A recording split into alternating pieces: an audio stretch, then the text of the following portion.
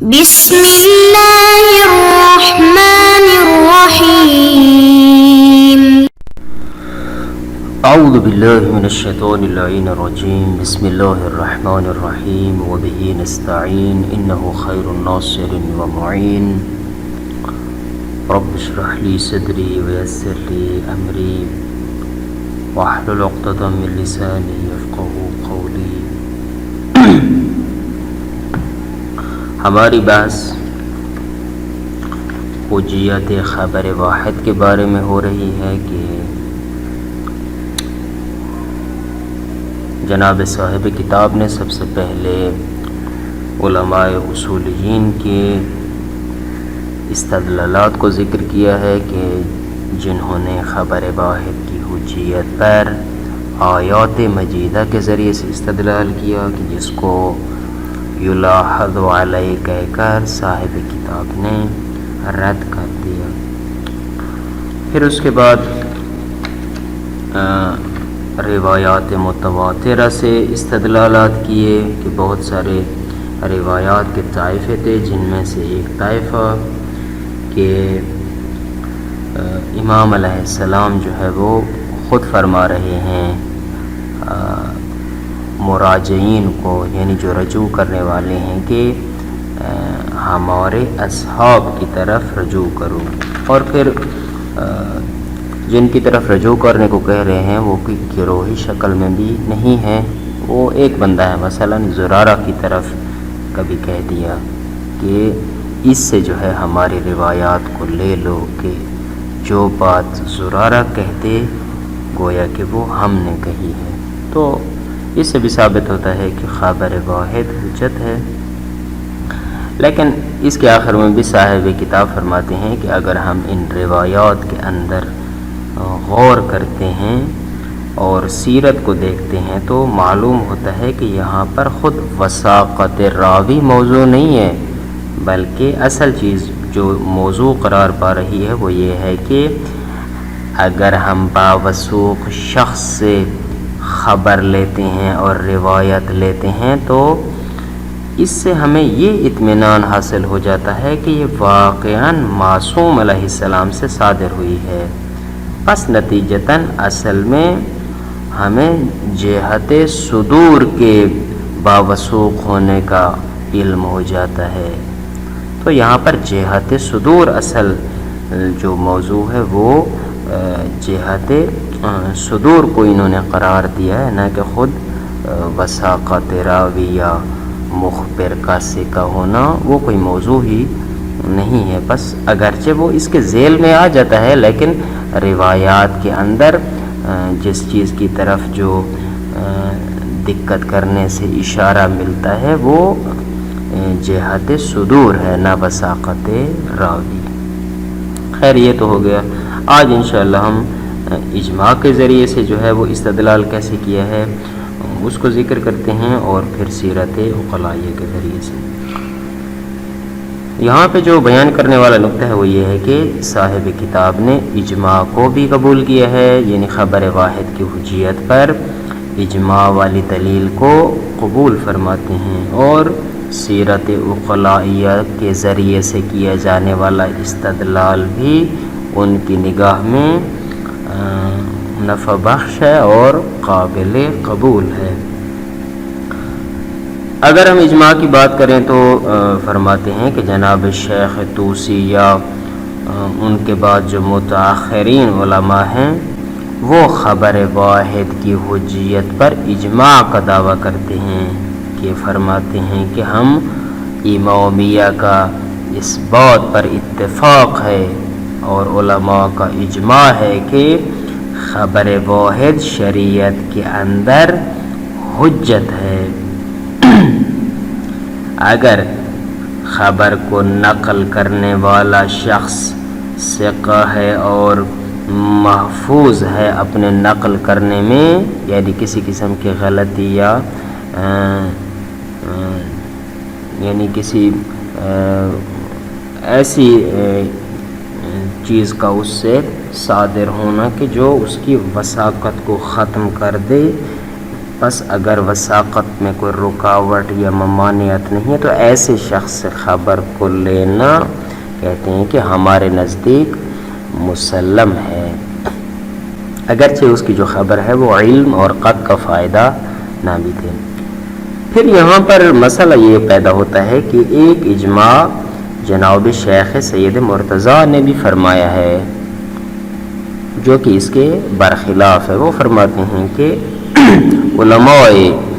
امامیہ کا اس بات پر اجماع ہے کہ خبر واحد حجت نہیں ہے۔ اب سوال پیدا ہوتا ہے کہ ایک طرف سے جناب شیخ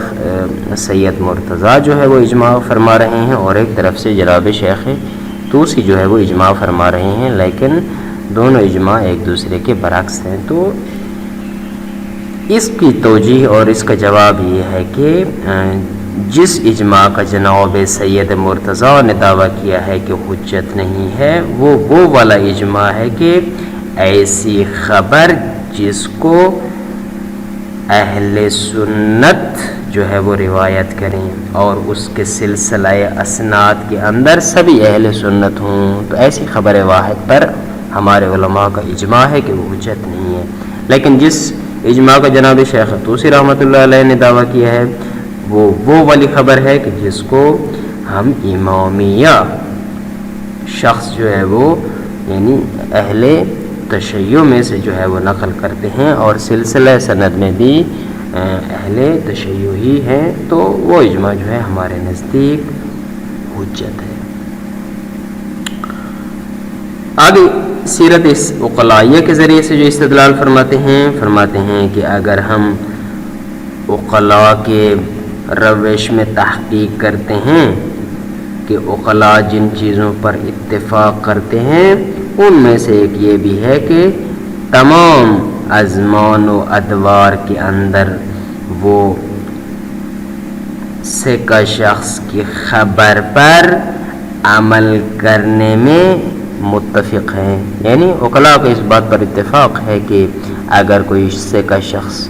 ان کو خبر دیتا ہے تو وہ اس کو حجت مانتے ہیں اور اس پر اتفاق رکھتے ہیں۔ چونکہ اگر اس کو حجت نہ مانے تو ایک مشکل یہ پیش آ سکتی ہے کہ یا تو پھر ہمیں ہر بات کے اندر جو ہے وہ خبر متواتر کی ضرورت ہو یا ایسی خبر جو قرائن کے ساتھ ملی ہوئی ہو تاکہ ہمیں یقین حاصل ہو جائے۔ کہتے ہیں کہ یہ تو بہت ہی مشکل بات ہے، یہ ایک مشکل کام ہے کہ ہر ایک چیز کے اندر جو ہے وہ ہم تواتر کی حد تک علم قطعی حاصل کریں، یہ نہیں ہو سکتا۔ جب یہ نہیں ہو سکتا ہے تو پھر دوسرے مرحلے میں ہمیں ایسی اگر خبر ملتی ہے کہ جس پر انسان مطمئن ہو جاتا ہے، یعنی اس کو اطمینان جو ہے وہ حاصل ہو جاتا ہے، بالخصوص اس صورت میں کہ جب خبر دینے والا باوثوق ہونے کے ساتھ ساتھ عادل بھی ہو، تو اس صورت میں جو ہے وہ ایسی چیز پر عقلاء جو ہے وہ متفق ہیں کہ اس پر عمل جو ہے وہ بہر صورت کیا جانا چاہیے اور وہ عمل کرتے ہیں۔ اور دوسری بات یہ بھی ہے کہ اگر عقلاء کی اس روش پر مولا اور شارع مقدس راضی نہ ہوتا تو وہ اس کی ممانعت فرماتا، لیکن ممانعت نہیں فرمائی، بس ممانعت نہ فرمانا یہ دلیل ہے کہ عقلاء کی اس روش پر کہ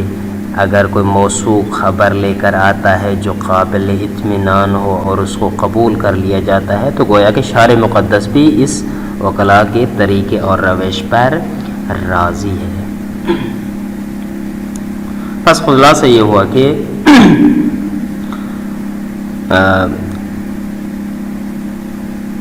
اگر عقلاء کی اس طریقے اور روش پر کہ جہاں پہ وہ ثقہ شخص کی خبر کو جو ہے وہ قبول کرتے ہیں اور اس پر عمل کرتے ہیں، اگر جو ہے وہ شارع مقدس راضی نہ ہوتا تو اس سے نہیں کرتا، بس شارع نے نہیں کی، گویا کہ شریعت میں بھی خبر واحد پر عمل کرنا جائز ہے۔ البتہ ایسے خبر ایسی خبر واحد کی جس کو نقل کرنے والا باوثوق بھی ہو اور عادل بھی ہو۔ اور صاحب کتاب بھی فرماتے ہیں کہ یہی سیرت عقلاء میرے نزدیک خبر واحد کی حجیت کو ثابت کرنے کے لیے سب سے بہترین دلیل ہے کہ جس پر اشکال وارد نہیں کیا جا سکتا۔ پھر ایک یہاں پہ اشکال وارد ہوتا ہے، کوئی وہم کر سکتا ہے کہ بھائی بہت ساری آیات ہمارے پاس موجود ہیں کہ جو ظن سے نہیں کرتی ہیں کہ آپ ظن پر عمل نہ کریں، جس طرح کہ اللہ تعالیٰ فرماتا ہے یتبعون الا الظن وان هم الا یخرصون، وہ اتباع نہیں کرتے سوائے ظن کی اور وہ تخمینے سے کام لیتے ہیں۔ یا مثلا ان الذین لا یؤمنون بالآخرۃ، وہ لوگ جو آخرت پر ایمان نہیں لائے، لا یسمون الملائکۃ تسمیۃ الانثی، وہ ملائکہ کو جو ہے وہ عورتوں سے اور بیٹیوں سے تعبیر کرتے ہیں۔ وما لهم به من علم، ان کے پاس علم نہیں ہے، یتبعون الا الظن، وہ فقط ظن کی پیروی میں ہیں۔ وان الظن لا یغنی من الحق شیئا، اور ظن کبھی بھی حق تک نہیں پہنچاتا۔ اب یہاں پر دیکھیں کہ ظن کی نفی ہو رہی ہے، تو آپ کس انداز میں کہہ رہے ہیں کہ اگر کوئی ایک بندہ آ کر خبر دیتا ہے تو آپ اس کی بات کو قبول کر لیں جبکہ وہ قطعی نہ ہو، تو یہ کیسے ہو سکتا ہے؟ تو جواب یہ دیا جاتا ہے کہ اگر آپ یہاں پر دیکھیں تو آیات کے اندر آپ کو نظر آئے گا کہ یہاں پر دو طرفوں میں سے کسی ایک کو آپ ترجیح دے رہے ہیں محض اندازے اور تخمینے کی بنیاد پر، جس طرح کہ انہم الا یخرصون، یہ تو تخمینے کی بنیاد پر ہے فقط، کہ مثلا بیٹیاں کہہ دینا فرشتوں کو خدا کی، یہ ایسے اندازے ہیں کہ جو باطل ہیں، جو فقط ہوا اور ہوس یا مثلا خیال کی پیداوار ہیں۔ لیکن ہم جس خبر کی بات کر رہے ہیں کہ جو حجت ہے وہ ایک ثقہ شخص کا قول ہے، یا ایسے بندے کی خبر ہے کہ جو باوثوق شخص سے اور عن حسن جو ہے اس سے صادر ہوئی ہے، تو کہتے ہیں کہ یہ ایسی خبر ہے کہ جس پر روزمرہ کی روٹین میں اس پہ عمل کیا جاتا ہے، اور اسی پر جو ہے وہ انسانی اور بشری زندگی کا دار و مدار ہے۔ تو بس یہ کہاں اور وہ کہاں، اس اعتبار سے جو ہے یہ جو آپ نے اعتراض کیا ہے اس کی کوئی قدر و قیمت نہیں ہے۔ ترجمہ انتہائی آسان ہے، تھوڑا زیادہ ہے، اس کو ہم انشاءاللہ جلدی پڑھنے کی کوشش کرتے ہیں۔ فرماتے ہیں کہ الاستدلال بالاجماع، اجماع کے ذریعے سے جو ہے وہ استدلال فرماتے ہیں۔ نقل غیر واحد من علمائنا، ہمارے علماء میں سے ایک سے زیادہ سے یہ بات نقل ہوئی ہے، جس طرح کہ شیخ طوسی رحمۃ اللہ علیہ ہیں کہ ومن تاخر عنہ الی یومنا ھذا، اور جو جناب شیخ طوسی کے ماں بعد آج کے دن تک علماء آئے اور گزرے ہیں یا موجود ہیں، فرماتے ہیں اجماع علماء الامامیہ علی حجیت خبر الواحد، کہ خبر واحد کی حجیت پر علماء امامیہ کا اتفاق ہے۔ کب؟ اذا کان ثقۃ مامونا فی نقلہ، کہ جب وہ بندہ جو خبر کو نقل کر رہا ہے وہ اس نقل میں کیا ہو؟ ثقہ ہو، یعنی باوثوق ہو مخبر، اور مامونا فی نقلہ، اور اپنے نقل میں محفوظ ہو۔ وَإِن لَّمْ يُفِدْ خَبَرَهُ الْعِلْمُ، اگرچہ اس کی خبر یقین کا فائدہ نہ بھی دے۔ وفی مقابل ذالک حکیہ جماعت اخری، اس کے مقابلے میں البتہ ایک اور جماعت بھی ہے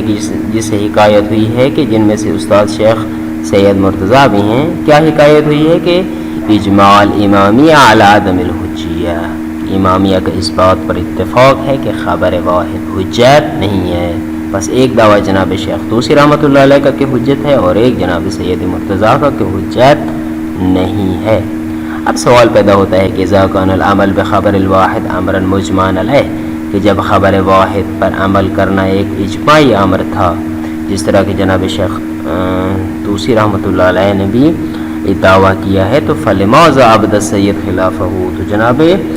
سید نے جو ہے اس کے خلاف کیسے بیان کیا ہے۔ وَكَيْفَ يُمْكِنُ الْجَمْعُ بَيْنَ هَذَيْنِ الْإِجْمَاعَيْنِ الْمَنْقُولَيْنِ، پس ان دو اجماع منقولین کے درمیان ہم جمع کیسے کریں گے؟ تو جواب یہ ہے کہ ان شیخ التفت الی ھذا السؤال، شیخ طوسی جناب رحمۃ اللہ علیہ بھی اس بات کی طرف متوجہ تھے، اور انہوں نے اجاب عنہ، اس اعتراض کا بھی جواب دیا ہے، جس کا خلاصہ یہ ہے کہ ان مورد اجماع سید خبر الواحد جناب سید نے جس خبر واحد پر اجماع کا دعویٰ کیا ہے الذی وہ خبر ہے یروی ہے مخالفوہ فی الاعتقاد کہ جس کو اعتقاد میں مخالفین روایت کریں یعنی اہل سنت ویختصون بطریقہ اور اس کی سند کے اندر بھی وہی لوگ ہوں ومورد الاجماع الذي ادعاه هو ما يكون راويه من الامامیہ اور جس اجماع کا جناب شیخ طوسی نے دعویٰ کیے ہیں وہ والا اجماع ہے کہ جس کے راوی امامیہ ہو وہ طریق الخبر اور خبر کی اسناد کے اندر بھی امامیہ ہو فارتفع تعارض تو اس صورت میں یہ تعارض رفع ہو جاتا ہے۔ چوتھا استدلال الاستدلال بسیرت العقلائیہ خبر واحد کی حجیت پر سیرت عقلائیہ کی مدد سے استدلال فرماتے ہیں کہ اذا تصفحت حال العقلاء فی سلوکہم کہ جب آپ تحقیق کرتے ہیں عقلاء کی روش میں تو تقف آپ واقف ہو جاتے ہیں کس بات پر اعلیٰ اس بات پر انہم مسبقون علی العمل بخبر الثقۃ فی جمیع الازمان والادوار کہ تمام تر زمانوں اور تمام تر ادوار کے اندر خبر ثقہ پر عمل کرنے پر انہم وہ عقلاء مسبقون اتفاق کیے ہوئے ہیں ویتضح ذلک بملاحظۃ امرین یہی بات اگر آپ دو چیزوں کا لحاظ کریں تو آپ کے سامنے واضح ہو جاتی ہے۔ پہلا امر کیا ہے؟ الاول ان تحصیل العلم القطعی عن طریق الخبر المتواتر او المحفوظ بالقرائن فی اکثر الموضوعات کہتے ہیں کہ اکثر موضوعات میں ایسی خبر کو حاصل کرنا کہ جو قطعی ہو یا ایسی خبر کو حاصل کرنا کہ جو محفوظ بالقرائن ہو فرماتے ہیں امر صعب یہ ایک مشکل بات ہے۔ دوسرا کیا؟ دوسرا یہ ہے کہ حصول الاطمینان بخبر ثقات عند العرف کہتے ہیں کہ عرف کے نزدیک خبر ثقہ سے اطمینان کا حاصل ہو جانا علی وجہ اس انداز میں کہ یفید سکون لنفس ہے کہ وہ انسان کے درون کے لیے باعث اطمینان قرار پائے خصوصاً خاص طور پر اذا کان عادلاً جب خبر کو نقل کرنے والا عادل ہو تو اس صورت میں ولو کانت سیرہ اس صورت میں بطریقے والا اس خبر کو یعنی لے لیا جاتا ہے ولو کانت سیرہ امرا غیر مرضی للشارع پس اگر عقلاء کی یہ سیرت شارع کی رضایت سے ہٹ کر ہوتی کان علیہ الرد تو شارع پر واجب عقلی تھا کہ وہ اس کو من کرتا جبکہ من نہیں کیا۔ ولم يكن عمل المسلمین بخبر الثقہ الا استلہاما من تلك سیرت العقلائیہ اور یہ جو مسلمین اور علماء جو ہے وہ عمل کرتے ہیں خبر ثقہ پر تو یہ نہیں ہے مگر اسی سیرت عقلائیہ سے انہوں نے الہام لیا ہے التي ارتکزت فی نفوسہم کہ جو ان کے نفوس اور عقلوں کے اندر کہ ان کے کسی کونے میں یہ چیز جو ہے وہ موجود تھی وہیں سے انہوں نے لیا ہے۔ بس خلاصہ کیا ہو انه لو كان العمل باخبار الاحاد الثقات امرا مرفوضا کہ اگر ثقات کی جو ہے وہ خبر پر عمل کرنا ثقات سے مراد یعنی ثقات میں سے کسی ایک بندے کی یعنی ایسا ایک بندہ کہ جو ثقہ ہو اس کی بات پر عمل کرنا کیا ہو امرا مرفوضا اگر ناقابل قبول امر ہوتا تو کیا ہوتا لکان علی الشارع ینہی عنہ تو شارع پر بھی چاہیے تھا کہ وہ اسے نہیں کرتا وینبہ الغافل ویفہم الجاہل اور غافل کو تنبیہ کرتا اور جاہل کو سمجھاتا فَإِذَا لَمْ يَرْدَعْ كَشْفَ ذَلِكَ عَنْ رِضَاهُ لیکن شارع کی رضا سے جب ایسی چیز جو ہے ویسا من ہمیں نہیں ملا ہے بِتِلْكَ السِّیرَةِ وَمُوَافِقَتِهِ لَا تو گویا کہ شارع بھی اس سے راضی ہیں اور اس کے ساتھ موافق ہیں فَإِذَا لَمْ يَرْدَعْ بس جب شارع کی طرف سے اس سیرت کے متعلق من نہیں آیا تو یہ کشف کرتا ہے کہ رضا ہو بِتِلْكَ السِّیرَةِ شارع بھی اس سیرت پر راضی ہیں وَمُوَافِقَتِهِ لَا اور اس کے موافق ہیں۔ فالاستدلال سیرت العقلاء علی حجیت خبر الواحد بس خبر واحد کی حجیت پر سیرت عقلاء کے ذریعے سے استدلال کرنا من افضل الادلہ یہ مصنف کے نزدیک بہترین دلیلوں میں سے ہے التی لا سبیل للنقاش فیہا کہ جس میں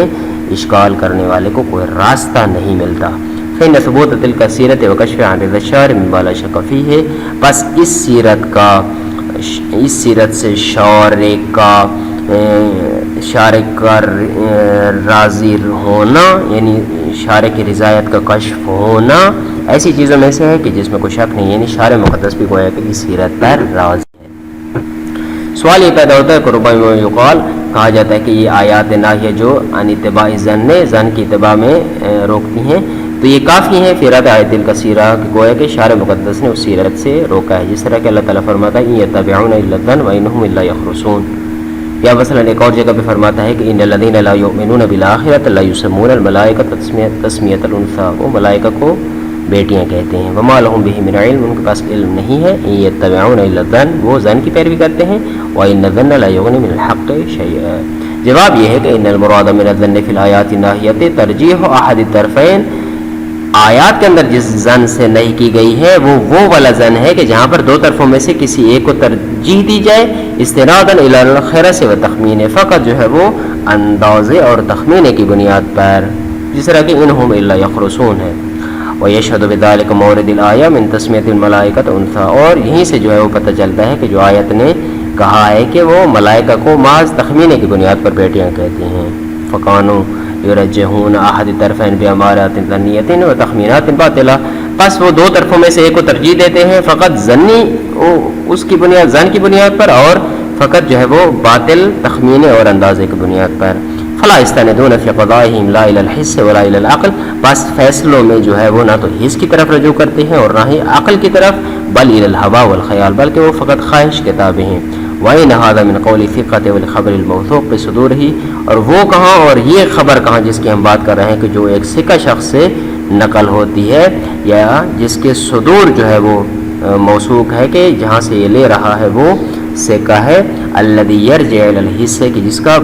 رجوع اور بازگشت حس کی طرف ہوتی ہے، وَتَدُورُ عَلَيْهِ رَاحِيَ الْحَيَاةِ، اور جس پر زندگی کی، بشری زندگی کی چکی جو ہے وہ چلتی ہے، وہ یجلب الاطمینان والثبات، اور جس سے اطمینان بھی حاصل ہوتا ہے اور ثبات نفس بھی حاصل ہوتا ہے۔ پس یہ کہاں اور وہ کہاں، پس ثابت ہوا کہ خبر واحد جو ہے وہ از طریق سیرت مقلا حجت ہے۔ صلی اللہ علیہ وسلم۔